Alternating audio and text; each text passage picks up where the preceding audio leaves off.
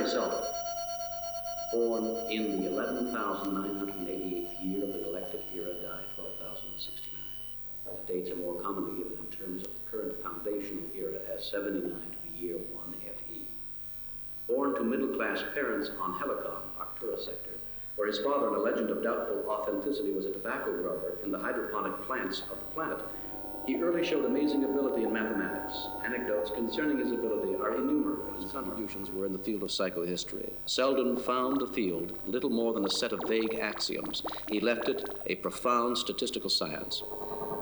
The best existing authority we have for the details of his life is the biography written by Gall Dornick, who, as a young man, met Seldon. His name was Gall Dornick, and he was just a country boy who had never seen Trantor before. That is, not in real life. He had seen it many times on the hyper-video and occasionally in tremendous three-dimensional newscasts covering an imperial coronation or the opening of a galactic council.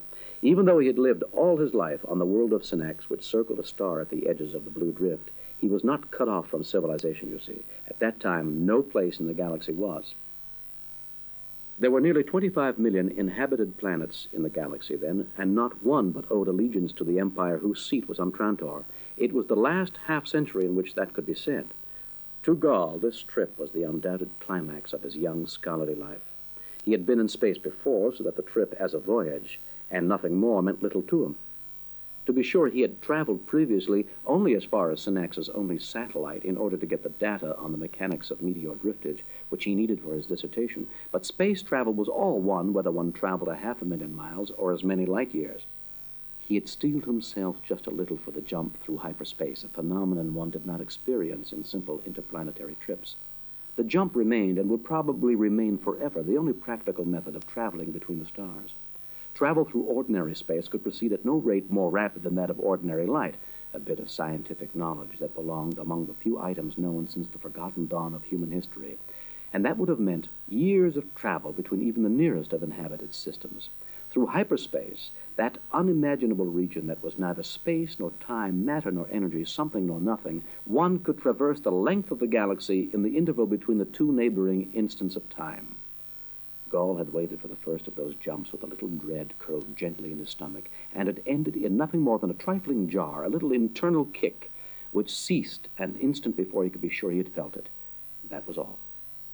And after that, there was only the ship, large and glistening, the cool production of 12,000 years of imperial progress, and himself, with his doctorate in mathematics, freshly obtained, and an invitation from the great Harry Seldon to come to Trantor and join the vast and somewhat mysterious Seldon Project. What Gall was waiting for after the disappointment of the jump was that first sight of Trantor.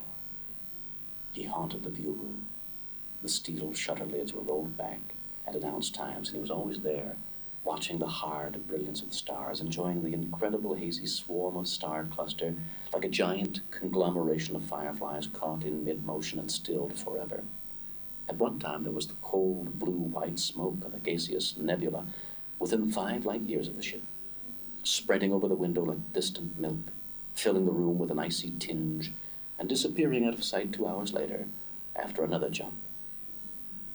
The first sight of Trantor's sun was that of a hard white speck, all but lost in a myriad such, and recognizable only because it was pointed out by the ship's guide. The stars were thick here at the galactic center, but with each jump it shone more brightly, drowning out the rest, paling them and thinning them out. An officer came through and said, "View room will be closed for the remainder of the trip. Prepare for landing." Gall had followed after, clutching at the sleeve of the white uniform with the spaceship and Son of the Empire on it. He said, "Would it be possible to let me stay? I would like to see Trantor." The officer smiled, and Gall flushed a bit. It occurred to him that he spoke with a provincial accent. The officer said, "We'll be landing on Trantor by morning. I want to see it from space." "Oh, sorry, my boy. If this were a space yacht, we might manage it, but we're spinning down Sunside. You wouldn't want to be blinded, burnt, and radiation-scarred all at the same time, would you?" Gall started to walk away. The officer called after him, "Trantor would only be a gray blur anyway, kid. Why don't you take a space tour once you hit Trantor? They're cheap." Gall looked back. Thank you very much." It was childish to feel disappointed, but childishness comes almost as naturally to a man as to a child. And there was a lump in Gall's throat. He had never seen Trantor spread out in all its incredibility, as large as life, and he hadn't expected to have to wait longer.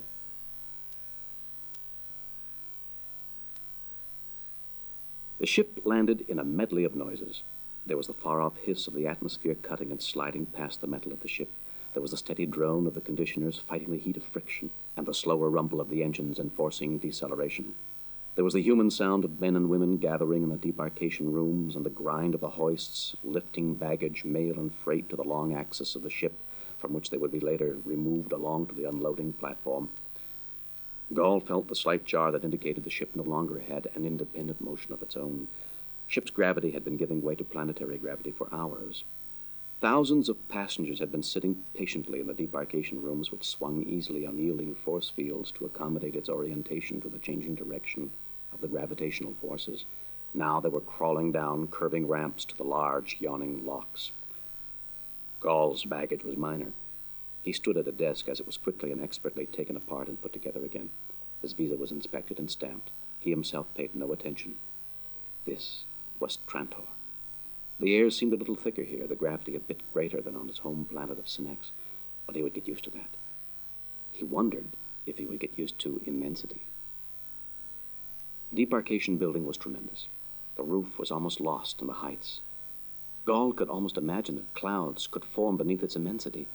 He could see no opposite wall, just men and desks and converging floor till it faded out in haze. The man at the desk was speaking again. He sounded annoyed. He said, "Move on, Dornick." And he had to open the visa, look again before he remembered the name. Gall said, "Where? Where?"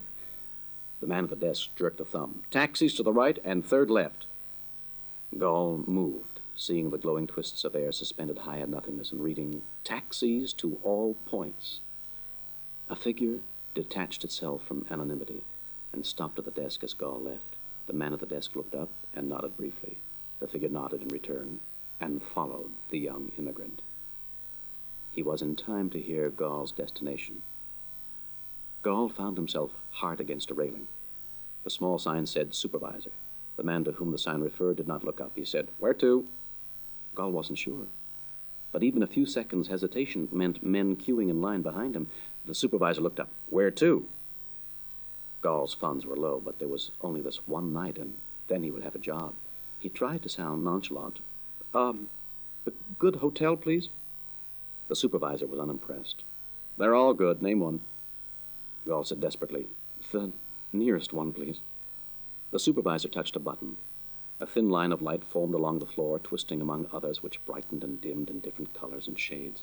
A ticket was shoved into Gall's hand. It glowed faintly. The supervisor said, 1.12. Gall fumbled for the coins. He said, "Where do I go?" "Follow the light. The ticket will keep glowing as long as you're pointed in the right direction." Gall looked up and began walking. There were hundreds creeping along the vast floor, following their individual trails, sifting and straining themselves through intersection points to arrive at their respective destinations. His own trail ended. A man in glaring blue and yellow uniform, shining and new in unstainable plastotextile, reached for his 2 bags. "Direct line to the Luxor," he said. The man who followed Gall heard that. He also heard Gall say, "Fine," and watched him enter the blunt-nosed vehicle. The taxi lifted straight up. Gall stared out the curved, transparent window, marveling at the sensation of air flight within an enclosed structure and clutching instinctively at the back of the driver's seat. The vastness contracted, and the people became ants in random distribution. The scene contracted further and began to slide backward. There was a wall ahead. It began high in the air and extended upwards out of sight. It was riddled with holes that were the mouths of tunnels. Gall's taxi moved toward one of them, plunged into it. For a moment, Gall wondered idly how his driver would pick one out among so many. There was now only blackness, with nothing but past flashing of a colored signal light to relieve the gloom. The air was full of a rushing sound.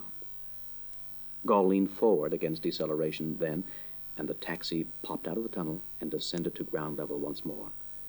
"The Luxor Hotel," said the driver unnecessarily. He helped Gall with his baggage, accepted a 10th credit tip with a businesslike air, picked up a waiting passenger, and was rising again. In all this, from the moment of debarkation, there had been no glimpse of sky.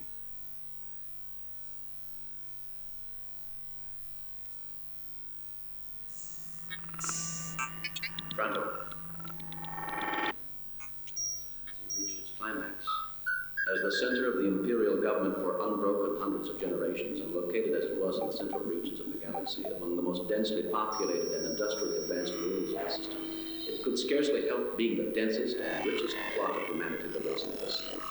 Its urbanization, progressing steadily, had finally reached the ultimate.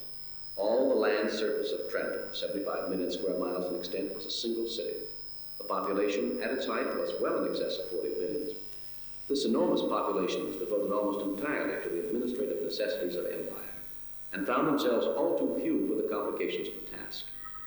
It is to be remembered that the impossibility of proper administration of the galactic empire under the uninspired leadership of the later emperors was a considerable factor involved. Daily fleets of ships in tens of thousands brought the produce of 20 agricultural worlds to the dinner tables of Trantor. On the outer worlds for food, and indeed for all necessities of life, made Trantor increasingly vulnerable to conquest by siege. In the last millennium of the Empire, the monotonously numerous revolts made emperor after emperor conscious of this, and imperial policy became little more than the protection of Trantor. Gaul was not certain whether the sun shone, or for that matter, whether it was day or night. He was ashamed to ask. All the planets seemed to live beneath metal. The meal of which he had just partaken had been labeled luncheon, but there were many planets which lived a standard time scale that took no account of the perhaps inconvenient alternations of day and night. The rate of planetary turnings differed, and he did not know that of Trantor. At first he had eagerly followed the signs to the sunroom, and found it but a chamber for basking in artificial radiation. He lingered a moment or two, then returned to the Luxor's main lobby. He said to the room clerk, "Where can I buy a ticket for a planetary tour?" "Right here." "When will it start?" "You just missed it. Another one tomorrow. Buy a ticket now and we'll reserve a place for you." "Oh." Tomorrow would be too late. He would have to be at the university tomorrow. He said, There wouldn't be an observation tower or something, in the open air?" "Sure, sell you a ticket for that if you want. Better let me check if it's raining or not." He closed a contact at his elbow and read the flowing letters that raced across a frosted screen. Gaul read with him. The room clerk said, "Good weather. Come to think of it, I do believe it's the dry season now." He added conversationally, "I don't bother with the outside myself. The last time I was in the open was 3 years ago. You see it once, That's all there is to it. Here's your ticket. Special elevator in the rear. It's marked to the tower. Just take it." The elevator was of the new sort that ran by gravitic propulsion. Gaul entered and the others flowed in behind him. The operator closed a contact. For a moment, Gaul felt suspended in space as gravity switched to zero, and then he had weight again in small measure as the elevator accelerated upward. Deceleration followed and his feet left the floor. He squawked against his will. The operator called out, "Tuck your feet under the railings. Can't you read the sign?" The others had done so. They were smiling at him as he madly and vainly tried to clamber back down the wall. Their shoes pressed upward against the chromium of the railings that stretched across the floor in a parallel set 2 feet apart. He had noticed those railings on entering and had ignored them. Then a hand reached out and pulled him down. He gasped his thanks as the elevator came to a halt. He stepped out upon an open terrace bathed in a white brilliance that hurt his eyes. The man whose helping hand he had just now been the recipient of was immediately behind him. The man said kindly, "Plenty of seats." Gaul closed his mouth. He had been gaping and said, It certainly seems so." He started for them automatically, then stopped. He said, if you don't mind, I'll just stop a moment at the railing. I want to look a bit." The man waved him on good-naturedly, and Gaul leaned out over the shoulder-high railing and bathed himself in all the panorama. He could not see the ground. It was lost in the ever-increasing complexities of man-made structures. He could see no horizon other than that of metal against sky, stretching out to almost uniform grayness. And he knew it was so over all the land surface of the planet. There was scarcely any motion to be seen. A few pleasure craft lazed against the sky, but all the busy traffic of billions of men were going on, he knew, beneath the metal skin of the world. There was no green to be seen, no green, no soil, no life other than man. Somewhere on the world, he realized vaguely, was the Emperor's palace set amid 100 square miles of natural soil, green with trees, rainbowed with flowers. It was a small island amid an ocean of steel, but it wasn't visible from where he stood. It might be 10,000 miles away. He did not know. Before very long, he must have his tour. He sighed noisily and realized finally that he was on Trantor at last, on the planet which was the center of all the galaxy and the kernel of the human race. He saw none of its weakness. He saw no ships of food landing. He was not aware of a jugular vein delicately connecting the 40 billion of Trantor with the rest of the galaxy. He was conscious only of the mightiest deed of man, the complete and almost contemptuously final conquest of a world. He came away a little blank-eyed. His friend of the elevator was indicating a seat next to himself, and Gall took it. The man smiled. "My name is Gerald. First time on Trantor?" "Ah, yes, Mr. Gerald." "Thought so. Gerald's my first name. Trantor gets you if you've got the poetic temperament. Trantorians never come up here, though. They don't like it. Gives them nerves." "Nerves? My name's Gall, by the way. Why should it give them nerves? It's glorious." "A subjective matter of opinion, Gall. If you're born in a cubicle and grow up in a corridor and work in a cell and vacation in a crowded sunroom, then coming up into the open with nothing but sky over you might give you a nervous breakdown. They make children come up here once a year after they're 5. I don't know if it does any good. They don't get enough of it, really, and the first few times they scream themselves into hysteria. They ought to start as soon as they're weaned and have the trip once a week," he went on. "Of course, it doesn't really matter. What if they never come out at all? They're happy down there as they run the empire. How high up do you think we are?" He said, "Half a mile?" and wondered if that sounded naive. It must have, for Gerald chuckled a little. He said, "No, just 500 feet. "What? But the elevator took about—" "I know, but most of the time it was just getting up to ground level. Trantor is tunneled over a mile down. It's like an iceberg. 9/10 of it is out of sight. It even works itself out a few miles into sub-ocean soil at the shorelines. In fact, we're down so low we can make use of the temperature difference between ground level and a couple of miles under to supply us with all the energy we need. Did you know that?" "No, I thought you used atomic generators." "Did once, but this is cheaper." I imagine so." "What do you think of it all?" For a moment, the man's good nature evaporated into shrewdness. He looked almost sly. Gall fumbled. "Glorious," he said again. "Here on vacation, traveling, sightseeing?" "Not exactly. At least I have always wanted to visit Trantor, but I came here primarily for a job." "Oh." Gall felt obliged to explain further. "With Dr. Selden's project at the University of Trantor." "Raven Selden?" "Why, no, I meant Harry Selden, the psychohistorian Selden. I don't know of any Raven Selden." "Harry's the one I mean. They call him Raven. Slang, you know. He keeps predicting disaster." "He does?" Gall was genuinely astonished. Surely you must know." Gerald was not smiling. "You're coming to work for him, aren't you?" "Well, yes, I'm a mathematician." "Why does he predict disaster? What kind of disaster?" "Oh, what kind do you think?" I'm afraid I wouldn't have the least idea. I've read the papers Dr. Selden and his group have published. They're on mathematical theory." "Yeah, the ones they publish." Gall felt annoyed. He said, "I think I'll go to my room now. I'm very pleased to have met you." Gerald waved his arm indifferently in farewell. Gall found a man waiting for him in his room. For a moment he was too startled to put into words the inevitable "What are you doing here?" that came to his lips. The man rose. He was old, almost bald. He walked with a limp, but his eyes were very bright and blue. He said, "I am Harry Selden." An instant before, Gall's befuddled brain placed the face alongside the memory of the many times he had seen it in pictures.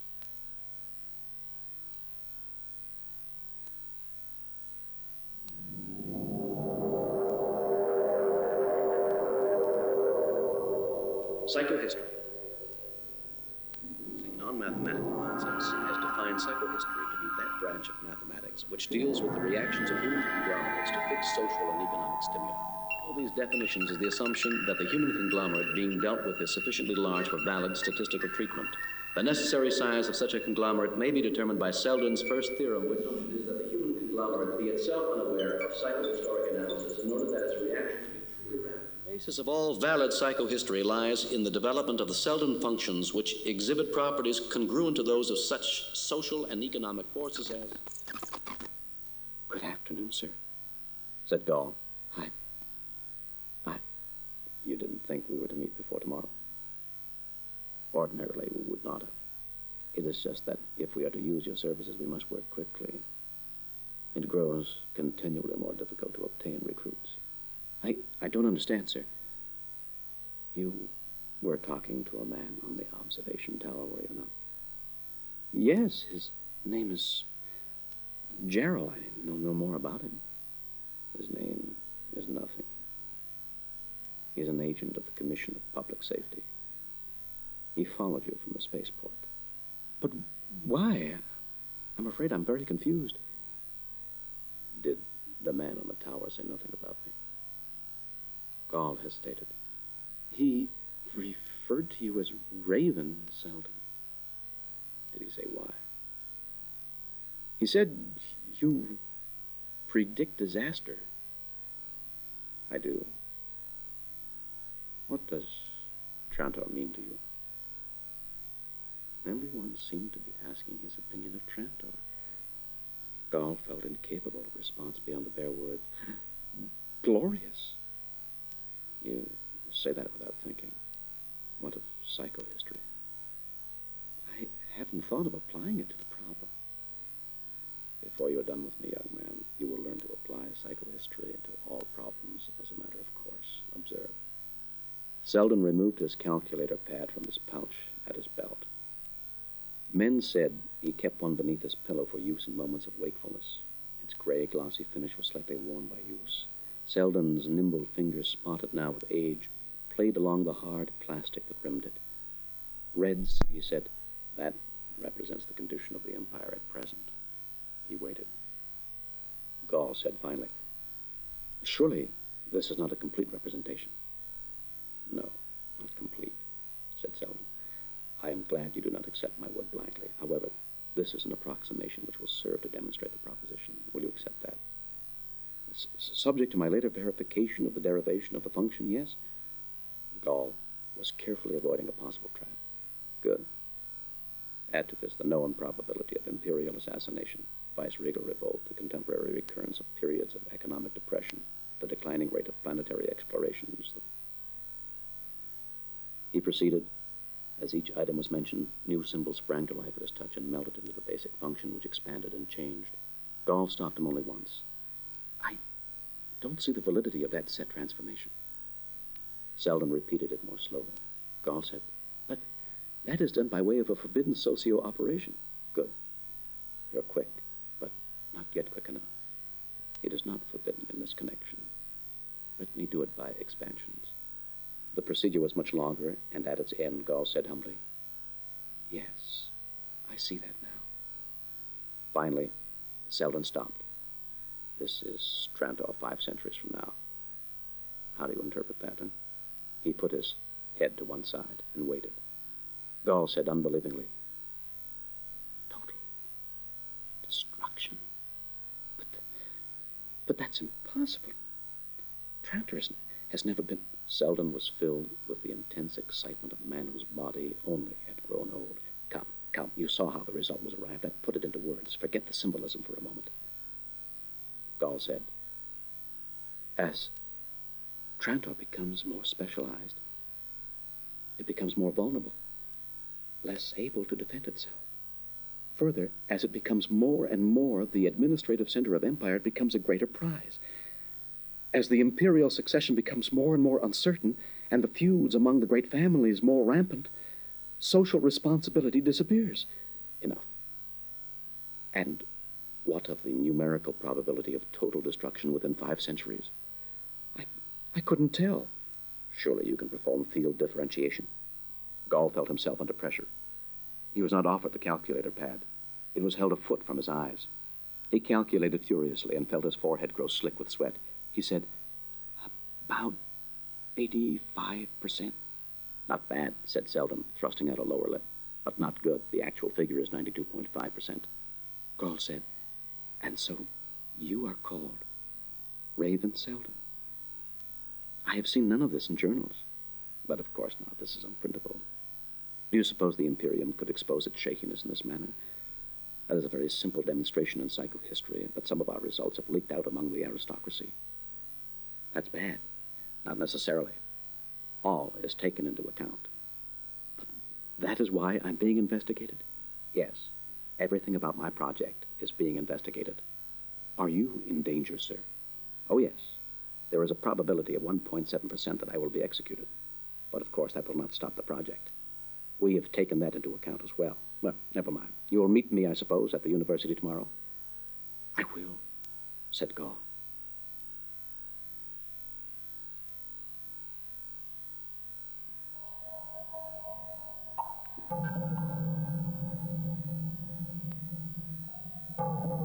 Commission of Public Safety.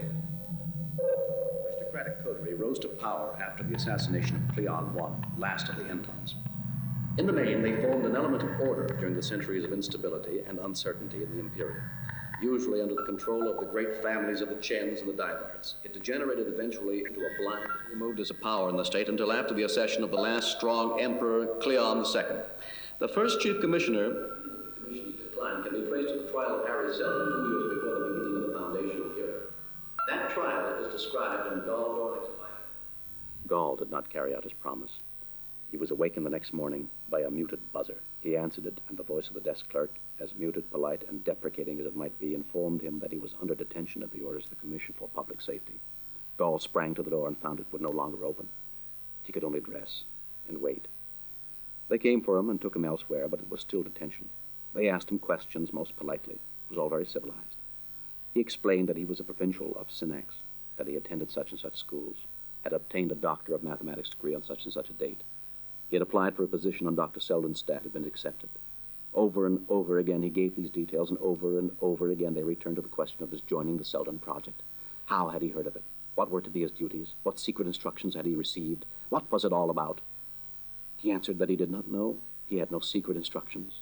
He was a scholar and a mathematician. He had no interest in politics. And finally the gentle inquisitor asked, "When will Trantor be destroyed?" Gall faltered. I could not say of my own knowledge. Could you say of anyone's? How can I speak for another? He felt warm, overwarm. The inquisitor said, "Has anyone told you of such destruction? Set a date?"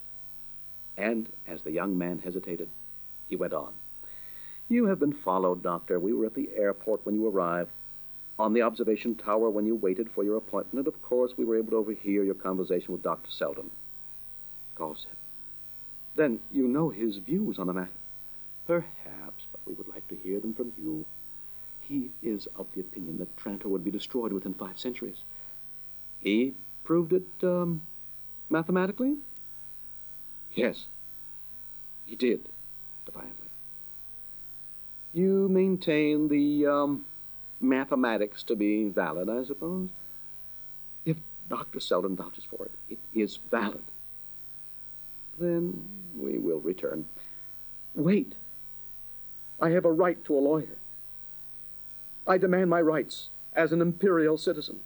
"You shall have them." And he did.